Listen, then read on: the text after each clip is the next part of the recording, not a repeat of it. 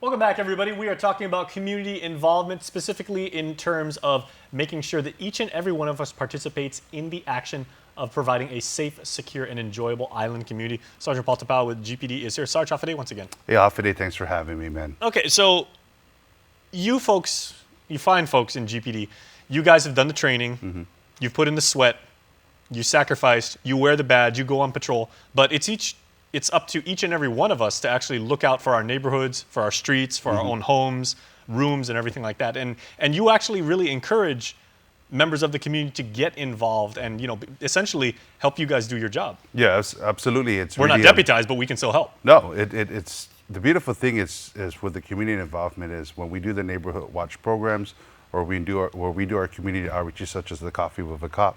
What we do is we start a dialogue with the community members in just interest about safety and security. And we ask them, how interested are you in really, you took the time and effort to come out to sit down and speak to a police officer about safety and security in the community. You took the time to come out and to speak on behalf of your concerns relative to our village meetings that we have for Neighborhood Watch program. Now we ask the question, how much do you want to get involved? And it's really important that we stress that because the programs that we assist the community members with are really community centric, and it's important to understand it because the success really lies with the community. And we've seen villages with their own respective neighborhood watch groups start from as minute as 4 members to grow to over 300 members.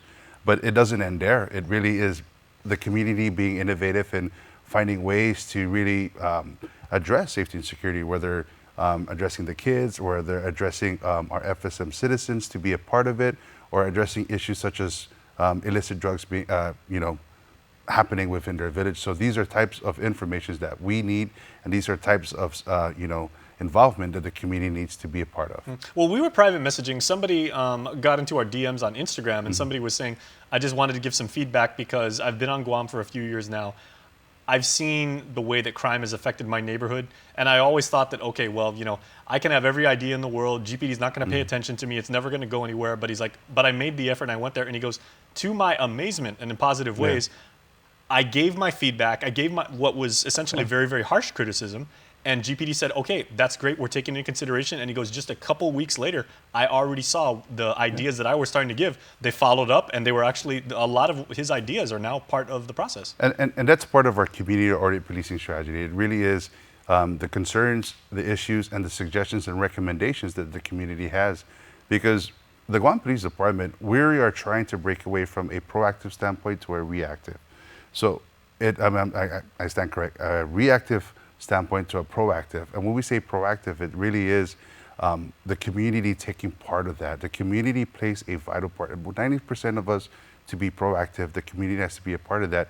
And by whether it be criticism or a suggestion, that's what we use to empower our movements in directing where we need to deploy forces or where we need to concentrate our efforts. So, these criticisms or these recommendations and suggestions, it helps build us and build the platform and what we need to do for the community. And people I know historically have maybe even thought that, okay, well, I have a bunch of ideas, or I have some criticism again. Like I've got some things I'd like to share with GPD, but I don't want to make myself a target, because then GPD is going to say, okay, well, let's look out for that guy because that guy's always talking bad about us and everything like that. This is where the dialogue comes. It is, and it starts with dialogue. And the fine mayor from Manila, Mayor Allen had stressed when we did this segment with involving the issue with the machete incident. It starts with dialogue, and look how they've gone from the town hall meetings to having more neighborhood watch interest groups, more concerns with the youth, involvement with the community, and people just taking part of it. So it really, the dialogue starts the wheels moving in a safer and secure community. Okay, well, speaking of the mayor, we actually have the crime of the week this week, right? Yeah, this one is an incident that happened at the Barragadas Mayor's office. So please, any information can help, submit a tip to the Guam Crime Stoppers. When something happens directly at the mayor's office, that is crazy. It hits home. Okay, well, it happened in the central part of the island, and here's the 411 that you need to know. The Guam Crime Stoppers is seeking the help from the community relative to a burglary complaint that occurred at the Barrigada Mayor's office. Now, the preliminary police report suggests that on Tuesday, September 3rd, at around 7 o'clock in the morning, a staffer from the mayor's office arrived for work and noted the door to the recreation room was unsecured. Upon further review, it was determined that the door had been pried open. A check was made where it was noted at this time that no items had been taken. Now, the Guam Crime Stoppers is asking the help from the community relative to this case. If anyone has any information about this crime or any other crime, you can call our 24-hour hotline at 477-HELP, that's 4357, or submit a tip online at guam.crimestoppersweb.com. All calls will remain completely confidential, and a cash reward of up to $1,000 could be paid if the information provided leads to an arrest and a grand jury indictment. Your call does make a difference. All right, Sarge, so good information as always. What are some of the most common questions that tend to bubble up when people ask you, like, what more can I do, or, what topics always tend to be frequent? Issues with dogs, stray dogs, that's being addressed, not from a holistic approach. It started as small chatter within neighborhood watch groups to now it's really the government is taking a step further in addressing what we're going to do. Truancy, curfew violators. What are we doing? We're working closely with, the respective areas that we see a spike of curfew infractions. Littering is one of the main things that are brought up. And of course, the information of how do we report homes that we may suspect to be involved in some sort of criminal element, such as the distribution itself, crystal methamphetamine or illicit drugs. And still, for people that may have concerns or reservations about coming forward, they still want to remain anonymous and everything like that, you guys still have channels for that. Absolutely. The Guam Crime Stoppers is the platform for that. We practice full anonymity. You can submit a tip online. You can utilize the P3 app.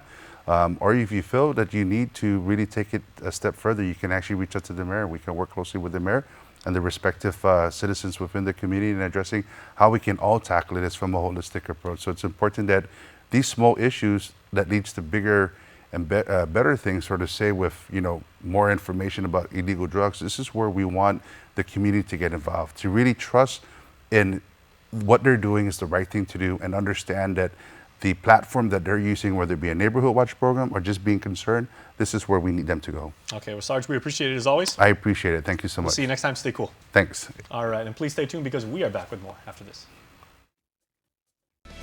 It's a special delivery to your inbox every week with your KUAM News Roundup, program advisories, and promotions. Sign up for the weekly KUAM Digital Digest today on KUAM.com.